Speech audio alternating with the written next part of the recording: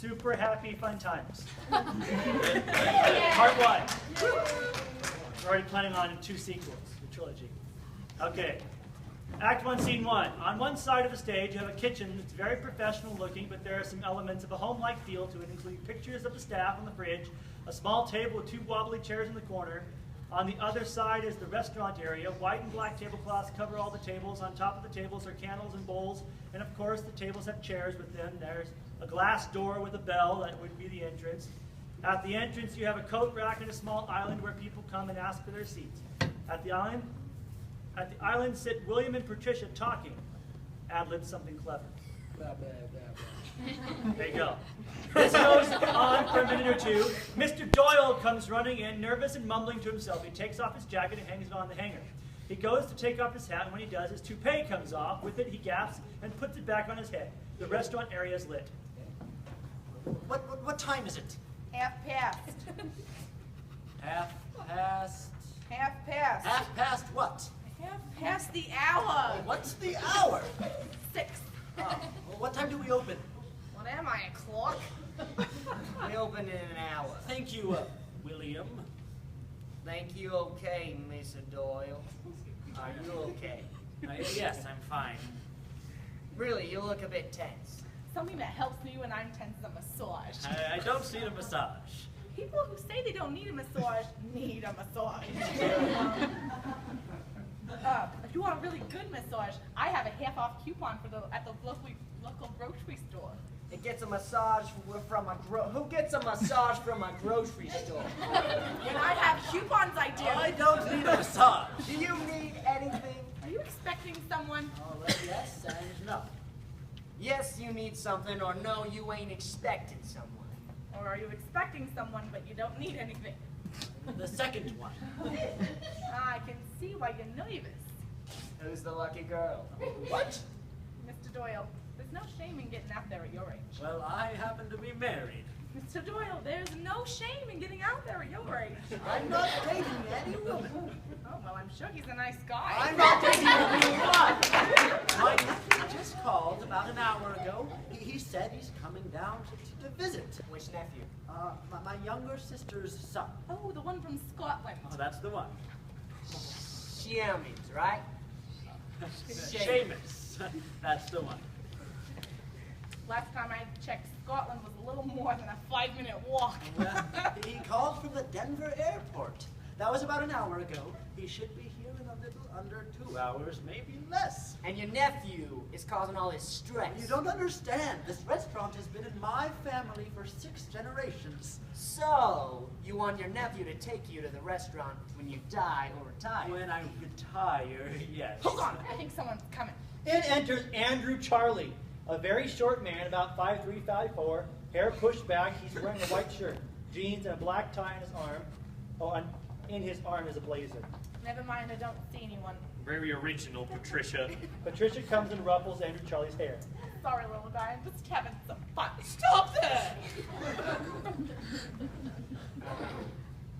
Where's Mia? Wasn't she supposed to carpool with you for tonight's shift? She did. Well, where is she then? We open in less than 20 minutes, and last I checked, people come to this place for food. Sure. Down the block to grab a cup of coffee. Was she up all night again? She had bags under her eyes, so I'd say that as a yes. Well, text her and tell her to get here soon. I want my nephew to get a good impression of all my staff. Nephew? His nephew from Scotland is coming to visit. Hence why he looks like a big fat pig. I was going to say. Never mind what I look like. The important thing is that we make a good impression on my nephew. In walks Mia with a recent coffee spill stain and messy hair. She is carrying a notebook along with 4 large books in one hand, a coffee cup in the other hand. She has an over-the-shoulder bag on. Well, hey, look, it's the Bride of Frankenstein. Can it, Pipsqueak? What happened to you? Some idiot bumped into me at the coffee shop and spilled his coffee on me. What did you do? I threw my coffee on him. Why would you do that? It was my favorite blouse. Say no more. But it could have been an accident. When it comes to favorite clothing, there is no mercy. But No mercy. None. Women. Never mind about spilled coffee, Mia. I need you to get cleaned up. Are we expecting company? Doyle's nephew's coming. Which one? The one from Scotland. What's he coming for? Just a visit. Then why is it so important he comes to the restaurant? Because it's family owned and he's the next in line. He doesn't want the restaurant when there is no one left in the family to take it. It's family owned. Yes. Well, it doesn't have to be family owned. I mean, Mia! Come on, darling. Let's clean you up. right. Sorry. Anyway, I want all of you on your best behavior when my nephew comes. The door bursts open. In walks Seamus with wet hair and a coffee-stained shirt in his hands. And in his hands are a shopping bag and a coffee cup. Seamus! Sorry, I would have come here sooner, but some crazy lady threw her coffee on me. Seamus look at each other. You!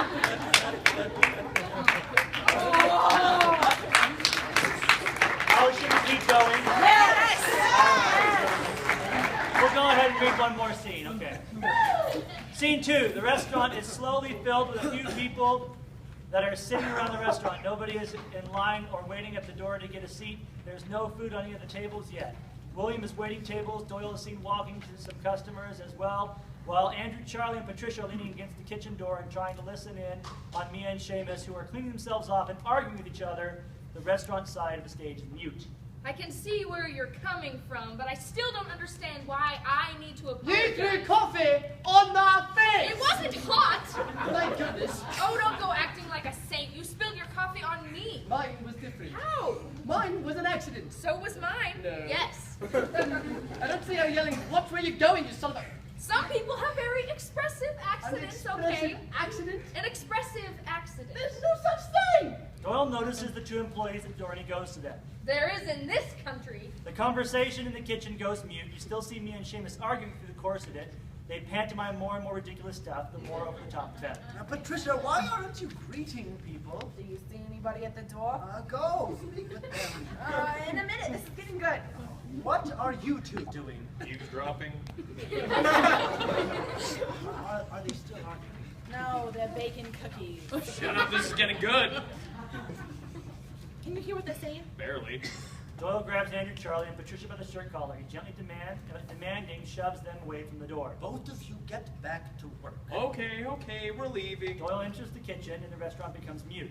Then just take off your shirt! I can see you two are getting to know each other a little better than I thought. What? No! No. No! No. Oh, we were talking about a blouse and getting a new one. Nothing. Nothing like that. Nothing. I'm not judging you. Your business is your business. I want you two to actually get cleaned up.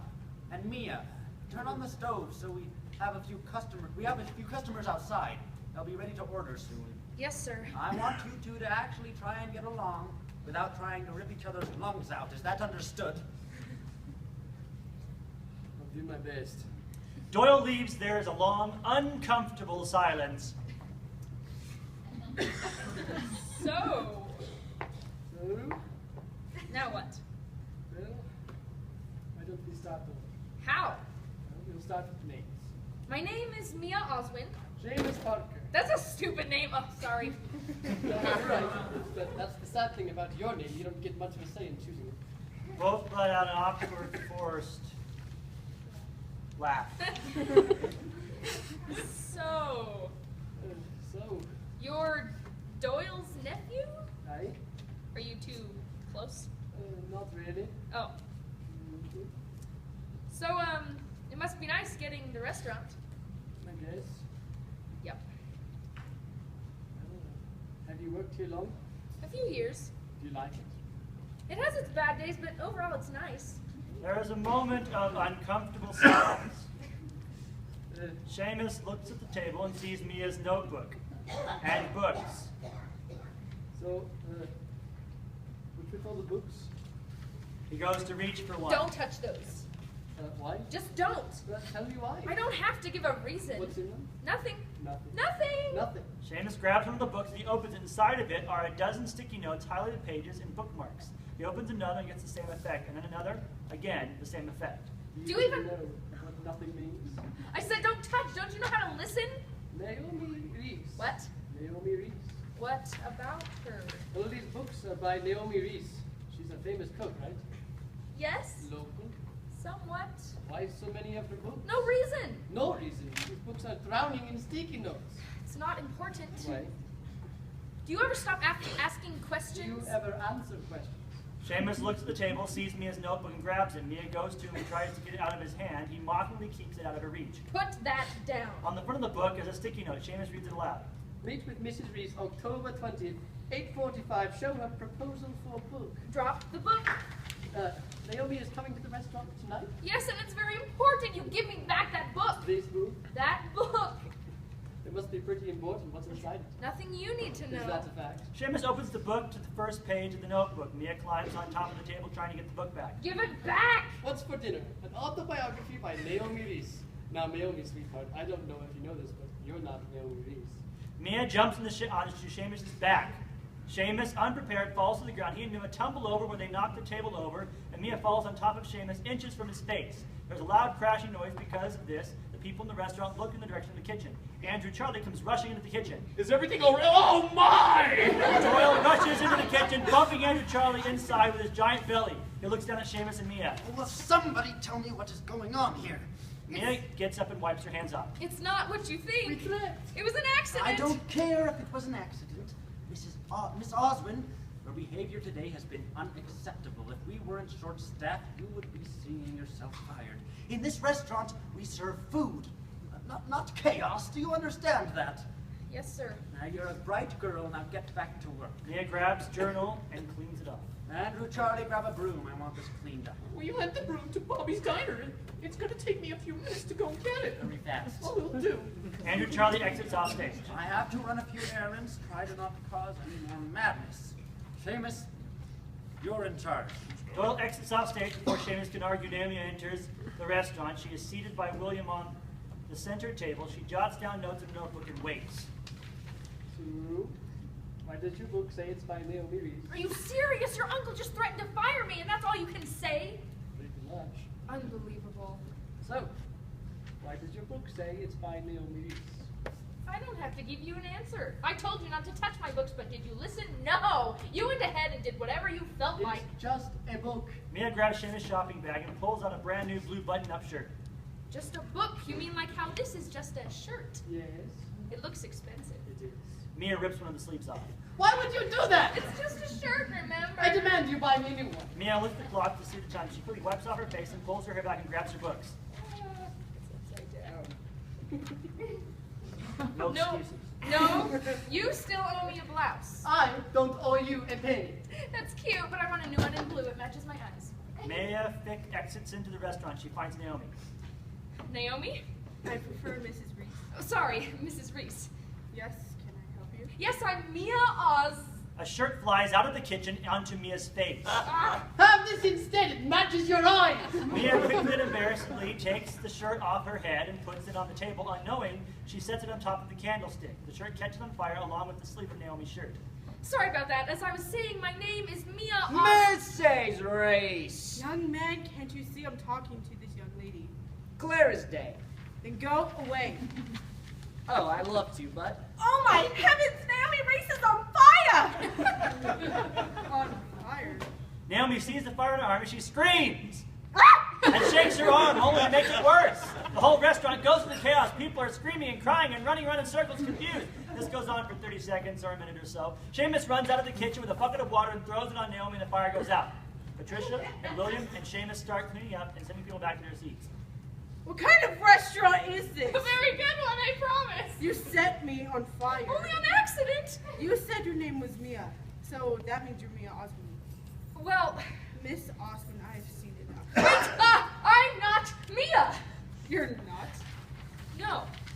You just said your name was Mia Osmond. I know I lie. I'm a big liar. I lie all the time. In fact, my parents kicked me out of the house for lying. No, they didn't. That's also a lie. What's your point? My point is, I've always wanted to meet you, and I felt lying would get me there. I see. And it was a terrible thing to do, so you know what I'm gonna do is I'm gonna get Mia. I'll be right back.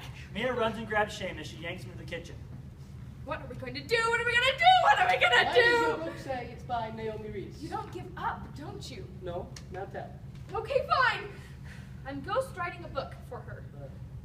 Ghostwriting? Yes, ghost writing. Have you ever heard of it? I've heard of it, but why are you ghostwriting? Money for a college I'm trying to get into. What college? It doesn't matter. Look, we've got a big problem. Which is... Naomi, when she found out who I was and how we set her on fire, she was about to leave, so I lied and said that Mia was in the kitchen, so she's expecting her. Well, that's a problem. I know. What are we gonna do? Yes, we. Well, tell her the truth. Apologize. I can't. She's stubborn. She won't understand. Read chapter 7 of the book. You'll see her stubbornness in it. Seamus grabs the book, he opens it, and skims the chapter really fast. 48 pages. Ah, Really? I know. I don't know what to say. I mean, unless we can find another Mia. Another Mia. That's perfect. Seamus, quick, dress up as me and pretend to be me. Take my place. I can't do that. Why not? Well, for one, I'm 6'2" and a man. You're right. Height is an issue. Do you think you could slouch a little? Andrew Charli enters the restaurant. Well, you're right. Height is an issue. Do you think you could slouch a little? So dress like a girl, act like a girl. Does she know you're American? Yes. Another problem, I can't even do an American accent. Sure you can. Give it a try. Seamus clears his throat and takes a large, long, over-exaggerated deep breath and clears his throat. You're right, it's horrible. See, I told you. We're in big trouble unless we can find someone who can do an American girl accent and is this tall. Mia shows with one of her hands a height slightly below hers. Then we're doomed. Andrew Charli enters into the kitchen. His height matches exactly with Mia's hand. Did you guys see the restaurant? It's like a tornado hit it. Why are you two looking at me like that? What's going on? Andrew Charli, how tall are you? Oh, you know, 5'7", 5'4", 5'3". Can you do a girl voice? Like this? Oh, It's perfect. Mia runs out into the restaurant and grabs Patricia and yanks her into the kitchen. Easy now. Patricia, I need you to make Andrew Charli into a woman. what? Honey, you need a doctor for that kind of thing. No. Look like a girl. No, we don't. Doyle has a shirt under the sink he was changing for the party last week. Looking under there, is it still there? Mia runs to the sink. Yes. Yeah, perfect. That'll work as a dress for him. How fast can you be? It's gonna take 3 minutes, 5 tops. Andrew Charli goes to book it out of the kitchen, but is caught and lifted up by Seamus. No, put me down. Let me go. Help. Somebody help me, please. End of scene 2.